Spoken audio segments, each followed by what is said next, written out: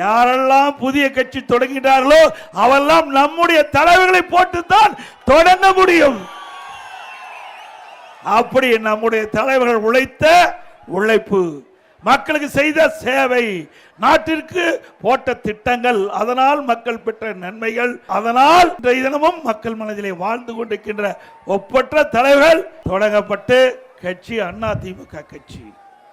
சில பேர் பேசுகிறார்கள், இன்றைக்கு அனைத்து இந்திய அண்ணா திராவிட முன்னேற்ற கழகம் இப்பொழுது யார் கையில் இருக்கிறது என்று கேட்கின்றார்கள். பாவம், அறியாமையின் காரணமாக பேசுவதாக நான் பார்க்கின்றேன். இது கூட தெரியாமல் ஒரு கட்சிக்கு தலைவராக இருக்கின்ற சொன்னால் அவரை நம்பி எப்படி தொண்டர்கள் இருப்பார்கள்? சிந்திச்சு பாருங்க. இவ்வளவு பேர் இருக்கிறீங்க, இவ்வளவு பேரோ அதிமுக தொண்டர்கள், நிர்வாகிகள், அனுதாபிகள்.